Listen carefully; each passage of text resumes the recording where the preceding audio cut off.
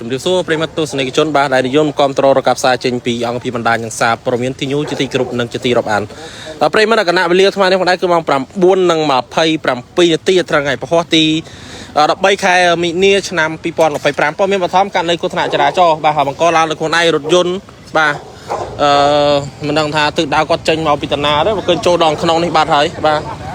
មកពីខាងណាវិញមកពីផ្លូវនេះហីអូ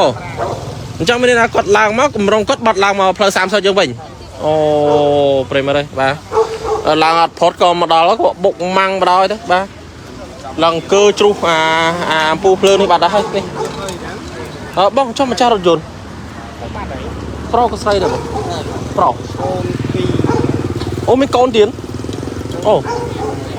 កូនគាត់ទូចក៏ធំហើយបង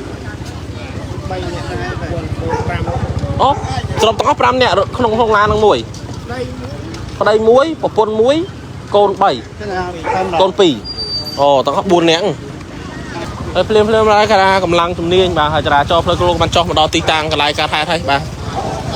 ដើម្បីមកបោះវែងហើយមើលវត្ថុតាងដែលបុកបាក់បកគោបុកត្រូវបកគោបំភ្លឺផ្លូវនេះជ្រុះអំពូលចុះមកក្រោយនេះប្រិយមិត្តបាទហើយយើងឃើញថាបាទរថយន្តរបស់ស្នងការឋាននគរបាលខេត្តសៀមរាបបាទគាត់ល្បាតក្រុងទៅក៏ជួបប្រទះទៅក៏ឈប់បាទជួយពិនិត្យមើលផងដែរបាទអូយដល់ហើយនេះថ្នាក់បុកឡើងនេះហើយប្រិមត្តបាទហើយសូមបញ្ជាក់ផងដែររថយន្តនេះផងដែរបាទតាមប្រភពដែលយើងទទួលបានដូចជាមានប្តីមួយប្រពន្ធមួយកូន2នាក់បាទហើយដឹងថាយ៉ាងម៉េចទេមកដល់ទីតាំងកន្លែងកើតហេតុនេះបែបបួងចកោរត់ផុនបាទមកដល់បុកម៉ាំងហ្មងទៅបាទនេះរថយន្តខ្ទេចអស់មកចំហៀងផ្នែកខាងមុខបាត់ហើយបាទហើយរថយន្តនេះផងដែរដែលបំពាក់ផ្លាលេខបាទភ្នំពេញ 2Y 6616បាទភ្នំពេញ 2Y 6616បាទហើយទីតាំងកន្លែងកើតហេតុនេះផងដែរស្ថិតនៅតាមបណ្ដោយនឹងផ្លូវអានេះគេហៅផ្លូវគេបងអានេះគេហៅផ្លូវអីគេផ្លូវមិត្តភាពកម្ពុជាកូរ៉េផ្លូវមិត្តភាពកម្ពុជាកូរ៉េប្រិមត្តបាទ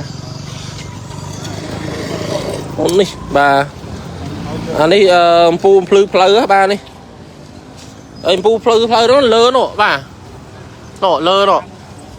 ហើយបុកឡើងដល់ថ្នាក់ជ្រុះបកុលជ្រុះ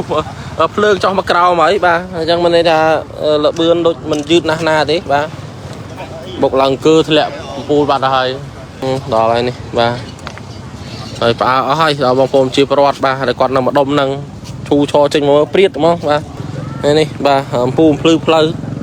ដែលបុកជ្រុះមកនោះជ្រុះមកទាំងហ្មងបាទប្រិមិត្តបាទជូនជាព័ត៌មានបឋមប៉ុណ្ណឹងហើយខ្ញុំក៏សូមបញ្ចប់ការផ្សាយដែរបាទរកកំពុងឆ្កមិនសិនជាខ្ញុំនិយាយទៅបាទលឺនឹងមួយក៏ខុសឆ្គងដល់ប្រការណាមួយក៏សូមខន្តីអភ័យទោសពីសំណាក់ពុកម៉ែបងប្អូនប្រិមិត្តបាទគណៈវេលាថ្មនេះក៏ដែរច្បាស់សំណាងកំពុងផ្សាយចេញពីអង្គពីបណ្ដាញសារព័ត៌មានទីញូបាទក៏សូមអរគុណនិងសូមគោរពលា